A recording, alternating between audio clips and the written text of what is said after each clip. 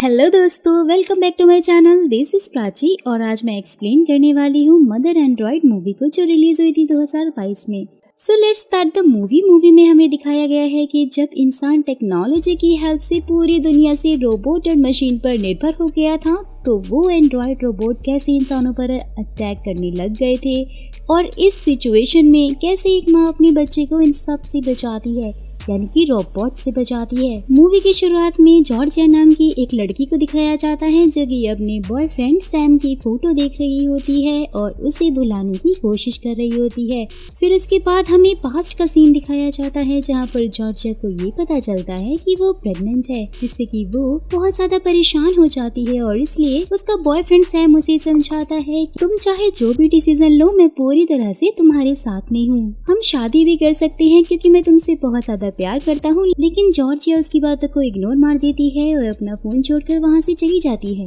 क्योंकि बाहर बहुत ज्यादा ठंड थी और इसलिए जॉर्जिया की मॉम उसे अपना स्कार्फ भी देती हैं और उसे अपना ख्याल रखने के लिए कहती हैं। और फिर जब सैम और जॉर्जिया वहाँ से जाने लग जाते हैं तो वहाँ पर काम करने वाला एंड्रॉइड रोबोट सैम से मैरी क्रिसमस की जगह पर हैप्पी हैलोवीन बोलता है, जिस बात से सैम बहुत ज्यादा हैरान हो जाती है। और फिर जब सैम और जॉर्जिया पार्टी में पहुंचते हैं तो वहाँ पर जॉर्जिया ड्रिंक करने की कोशिश करती है, लेकिन सैम उसे रोकने लग जाता है जिससे कि उसका ड्रिंक जमीन पर गिर जाता है और इस वजह से जॉर्जिया गुस्सा होकर वहाँ से टॉयलेट में चली जाती है। और ये सब देखकर उसकी दोस्त सारा भी उसके पीछे जाती है, जहाँ जॉर्जिया उसे बताती है कि मैं प्रेग्नेंट हूँ, लेकिन मुझे समझ में नहीं आ रहा है कि मैं इस बच्चे को चाहती भी हूँ या नहीं। यहाँ तक कि मैं तो सैम से शादी के लिए भी सिक्योर फील नहीं करती हूँ कि तभी वहाँ पर सारा के फोन से बहुत ही अजीब तरह से आवाजें आने लग जाती हैं। फिर जैसे ही जॉर्जिया और उसके दोस्त वापस से बार में पहुँच जाते हैं तो वो देखते हैं कि वहाँ पर काम करने वाले सभी एंड्रॉइड पूरी तरह से कंट्रोल से बाहर हो गए हैं और वो इंसानों को बहुत ही बेरहमी से मार रहे हैं, जिससे कि सैम जॉर्जिया को लेकर वहाँ से निकलने की कोशिश करता है, लेकिन एक एंड्रॉइड जॉर्जिया पर अटैक कर देता है और इसलिए सैम उस एंड्रॉइड को पकड़ लेता है और उसका सामना करने लग जाता है कि तभी वो एंड्रॉइड सैम का गला दबाकर उसे मारने लग जाता है। लेकिन सैम का एक दोस्त उस एंड्रॉइड पर बेसबॉल बैट से अटैक करके उसे बेरहमी से ही मार देता है। जहाँ इस दौरान जॉर्जिया बहुत ज्यादा हैरान होती है क्योंकि एंड्रॉइड को इस तरह किसी पर भी अटैक करने के लिए प्रोग्राम नहीं किया गया था, जबकि उन्हें तो इंसानों की मदद के लिए ही बनाया गया था। और फिर उसके बाद वो वहाँ से बाहर निकल आते हैं तो वो देखते हैं कि चारों तरफ एंड्रॉइड के कंट्रोल से बाहर होने की वजह से अफरा तफरी मची हुई है और वो इंसानों को बहुत ही बुरी तरह से मार रहे हैं कि तभी सैम और जॉर्जिया के देखते ही देखते सैम का दोस्त भी और सारा दोनों ही बहुत बेरहमी से मारे जाते हैं। सीन यहाँ से शिफ्ट होता है और इस हादसे को हुए अब काफी महीने बीत चुके थे और अब दुनिया पूरी तरह से बदल चुकी है, जिसकी वजह से जॉर्जिया और सैम जंगल में कैंपिंग करते हुए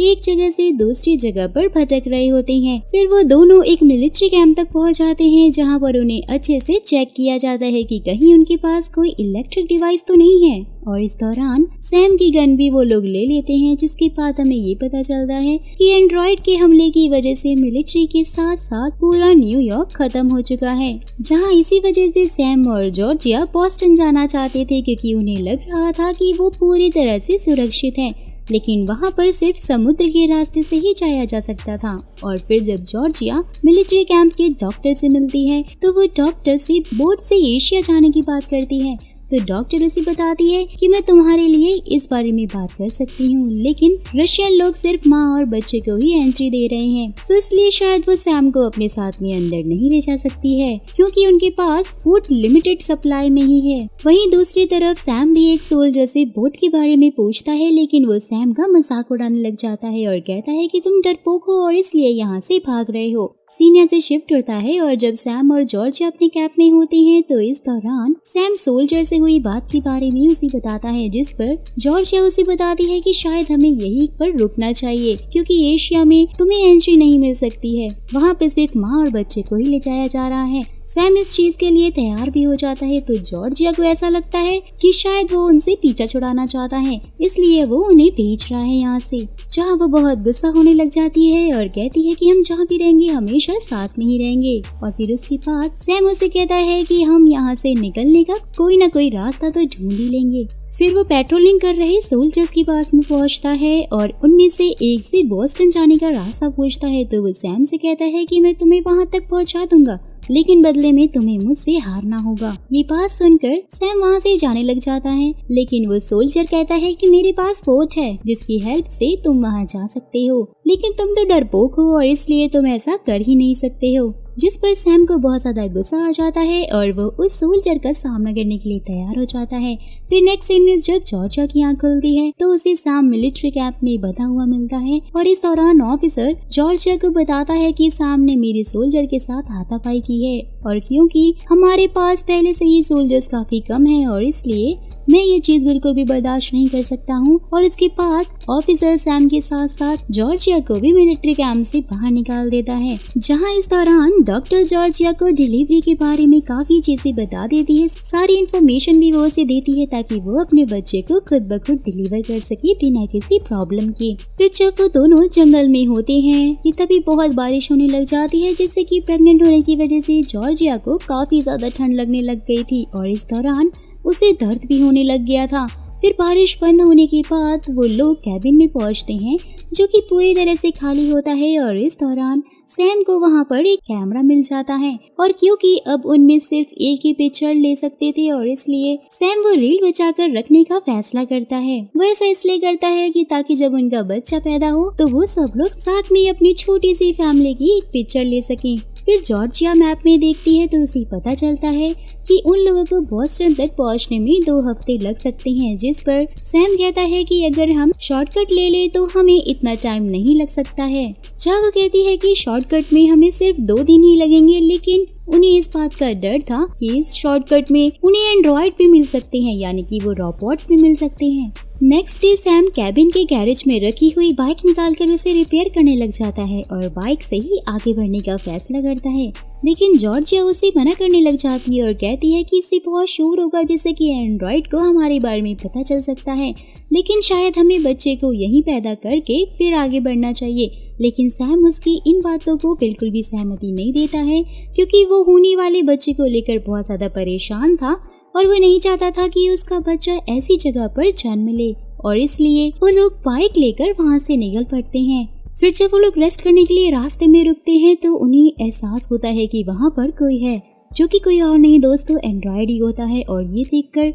वो दोनों बहुत ही ज्यादा परेशान हो जाते हैं, डर जाते हैं और वहाँ से बाइक से निकलने लग जाते हैं। लेकिन वहाँ पर सिर्फ एक ही नहीं बल्कि बहुत सारे एंड्रॉइड उनका पीछा करने लग जाते हैं, जिससे उन्हें एहसास होता है कि वो यहाँ से बचकर नहीं निकल सकते हैं। और इसलिए सैम जॉर्जिया को छुपने के लिए कहता है और खुद जॉर्जिया के मना करने के बाद भी बाइक लेकर एंड्रॉइड का ध्यान भटकाने के लिए वहाँ से चला जाता है। और वहीं दूसरी तरफ जॉर्जिया एक पत्थर के पीछे छुप जाती है। तभी उसके पास एक आदमी पहुँच जाता है जिसका नाम आर्थर होता है। जहाँ पहले तो जॉर्जिया उसे देखकर बहुत डर जाती है, क्योंकि उसे लग रहा था कि शायद ये भी एक एंड्रॉइड हो। लेकिन आर्थर कहता है कि अगर तुम्हें बचना है तो तुम्हें मेरे साथ चलना होगा, क्योंकि वो तुम्हारे बॉयफ्रेंड को ले गए हैं और अब वो तुम्हारे पीछे भी आ जाएंगे। फिर आर्थर जॉर्जिया को अपने अड्डे पर लेकर जाता है, जहाँ पर जॉर्जिया उसे पूछती है कि तुम इस जगह पर अभी तक एंड्रॉइड से कैसे बच गए हो। जहाँ वो कहता है कि मैं पहले एक रोबोटिक कंपनी में AI प्रोग्रामर का काम किया करता था और इसलिए मैं इस एंड्रॉइड रोबोट्स को अच्छे से समझ सकता हूँ। फिर जब जॉर्जिया उससे सैम को बचाने के लिए कहती है तो वो कहता है कि तुम्हें उससे भूल जाना चाहिए, क्योंकि ये एंड्रॉइड बहुत ही ज्यादा खतरनाक है, जो कि इंसानों के इमोशंस को अपना हथियार बनाकर उन्हें पूरी तरह से हैक कर लेते हैं, क्योंकि उनके अंदर कोई भी इमोशंस नहीं होते हैं और इसलिए ये अपनी जान देकर भी अपना गोल पूरा करते हैं, जिससे तुम इस बात को समझ भी नहीं सकती हो कि वो क्या करने वाले हैं। और इसलिए तुम्हें अपनी जान बचानी चाहिए और यहाँ से भाग जाना चाहिए। फिर आर्थर जॉर्जिया के बच्चे की धड़कन सुनता है और बहुत ही बुरी तरह से रोने लग जाता है। साथ ही वो कहता है कि सब लोग मारे गए हैं और कोई भी जिंदा नहीं बचा है। फिर वो जॉर्जिया की मदद करने के लिए कहता है और उसे एक ऐसे सूट के बारे में बताता है जिसे पहनने के बाद किसी भी इंसान को एंड्रॉइड नहीं देख सकते हैं। इसलिए जॉर्जिया उस सूट की हेल्प से सैम को बचाने के लिए कहती है। जहाँ पहले तो आर्थर इस चीज के लिए मना कर देता है और कहता है कि इसमें बहुत ज्यादा खतरा है, तुम्हारी जान भी जा सकती है। लेकिन जॉर्जिया किसी भी हालत में सैम की जान बचाना चाहती थी और इसलिए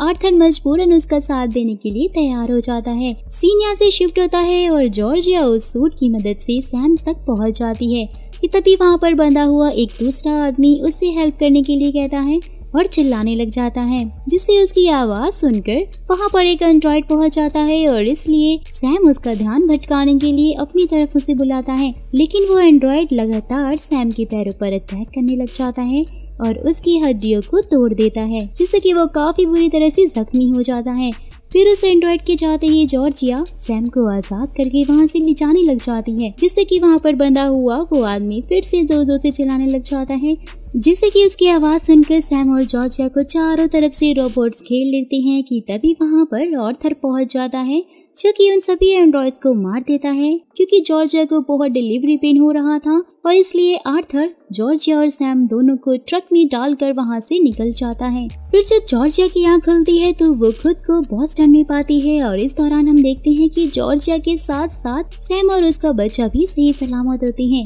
कि तभी वहाँ पर मौजूद डॉक्टर जॉर्जिया को बताती है कि तुम्हारा दोस्त भी सही सलामत है, लेकिन वो बेहोश हो गया था और इसलिए उसकी होश आते ही हम तुम्हारे उससे बात करा सकते हैं। जहाँ वो कहती है कि तुम लोग को यहाँ पर एंट्री नहीं मिल रही थी, लेकिन तुम्हारा दोस्त यानी कि आर्थर तुम्हें लड़ झगड़ कर यहाँ पर आखिरकार ले ही आया। फिर जॉर्जिया देखती है कि हड्डी टूटने की वजह से सैम के दोनों पैरों को काट दिया गया है, जहाँ इस बात से वो बहुत ज्यादा दुखी हो जाती है। लेकिन सैम उसे समझाता है कि हमारे कोरिया पहुंचते ही मुझे नकली टांगे लगा दी जाएंगी, जिसमें मैं बिल्कुल ठीक हो जाऊंगा। कि तभी वहाँ पर एक ऑफिसर आता है जो कि जॉर्जिया से पूछताछ करने लग जाता है और फिर जब वो ऑफिसर जॉर्जिया से आर्थर के बारे में पूछता है तो वो बताती है कि आर्थर पहले एक AI प्रोग्रामर हुआ करता था और उसने एक ऐसा सूट बनाया था जिसकी हेल्प से इंसानों को एंड्रॉइड्स नहीं देख सकते हैं। ये बात सुनकर ऑफिसर बहुत ज्यादा हैरान हो जाता है और कहता है कि अभी तक ऐसी कोई भी टेक्नोलॉजी बनी ही नहीं है जिसकी हेल्प से हम एंड्रॉइड के सामने पूरी तरह से गायब हो जाएं, क्योंकि अगर ऐसी कोई टेक्नोलॉजी होती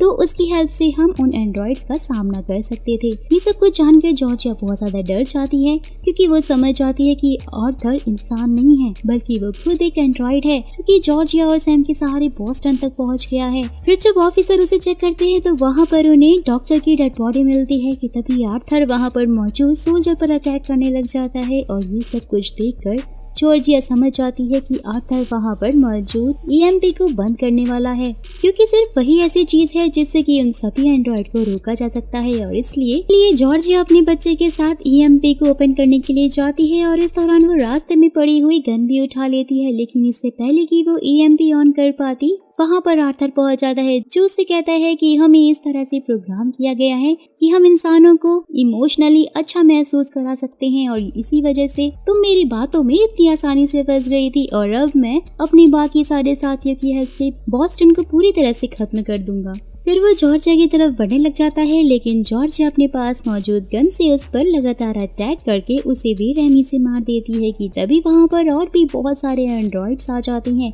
लेकिन जॉर्जिया बड़ी मुश्किलों से EMP तक पहुंचकर उसे ऑन कर देती है। नेक्स्ट सीन में हम देखते हैं कि जॉर्जिया अपनी फैमिली के साथ बिल्कुल ठीक है, जिसके बाद वो अपनी फैमिली की आखिरी बची हुई रील से उसकी फोटो खींचती है। फिर वो बोट की हेल्प से रशिया जाने वाली शिप तक पहुँचते हैं, लेकिन वहाँ पर मौजूद ऑफिसर सैम और जॉर्जिया दोनों को ही रखने से साफ इनकार कर देते हैं, क्योंकि वहाँ पर पहले से ही काफी लोग मौजूद थे जिनके लिए उनके पास फूड सप्लाई कम पड़ रही थी। जहाँ जॉर्जिया उसे समझाने की कोशिश करती है कि हमारे पास इसके अलावा अब कोई रास्ता नहीं बचा है और मैं तुम लोगों के लिए जो हो सकेगा वो सब कुछ करूंगी। वो उन्हें कन्विंस करने की कोशिश करती है, लेकिन वो ऑफिसर कहती है कि ये सिर्फ आपकी बात नहीं है, क्योंकि आपके साथ मौजूद सैम की हालत बहुत ज्यादा खराब है और उन्हें मेडिकल ट्रीटमेंट की सख्त जरूरत है और इसलिए तुम लोगों की जिम्मेदारियां बहुत ज्यादा बढ़ जाएंगी, जिसे हम नहीं संभाल पाएंगे, क्योंकि हमारे पास ऑलरेडी बहुत सारे लोग हैं। क्योंकि बच्चे की जिम्मेदारियां तुम लोगों से बहुत कम है और इसलिए हम इस बच्चे को रख सकते हैं।